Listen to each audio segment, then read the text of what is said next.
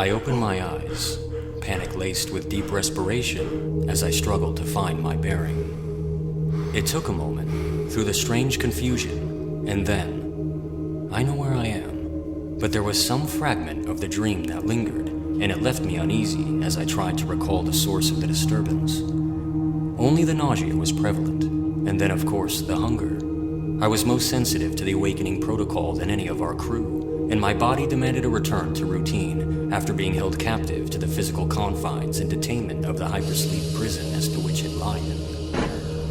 My body ached, and I took deep breaths, overriding the will to vomit. It was predominantly a game of mental wit.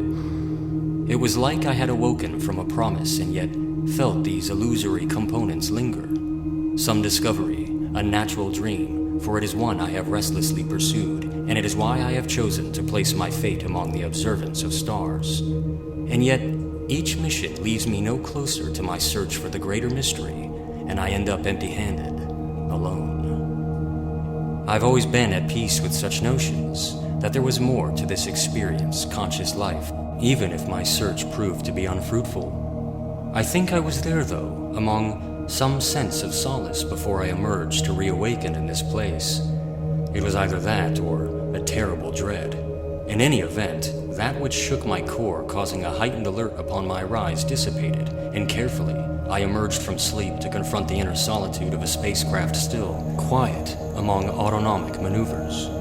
It was a black place where nothing but essential monitors and modules glowed, yet dimly, but I was well acclimated with the reaches of our ship.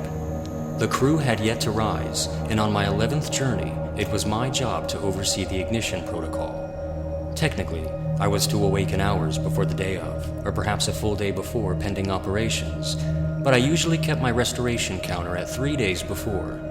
I like the quiet, you see, to be alone in my contemplations and read, listen to song, or just daydream. I know there is more to this life, such as why I'm here, why I have taken this path upon which I lead. I know what you're thinking. What about ship's rations and ship's log? These details are insignificant, but could be discovered by the charter command. I usually don't bother altering the timestamp of my awakening, or alter the camera feeds to show looping patterns. It's really not a big deal, so don't be overly concerned with this. I'm just saying, the charter corporation doesn't usually notice or mind any attention, but I suppose there is always the threat looming of, however minor or major, disciplinary action. As for the rations, we always had plenty, and I'm for the most part very much conserving, as I expend little energy in my dreaming, routine practice. I was at the end of my 3rd day now. It would not be long until the crew awoke, and as I stared out the window peering, the days prior all a haze of one moment's memory bleeding from the cycles of sleep and wandering this ship. I input 3 short sequences on a console beside me.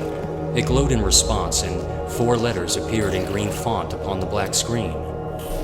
PNGR. Good evening, Co-Commander Dark. PNGR had its default point of reference synced with Earth time.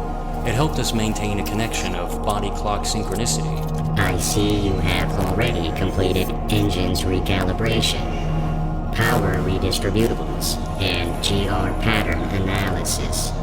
My diagnostic shows every caliber to be in working order. It's all done, Ping. Now all we have to do is wait.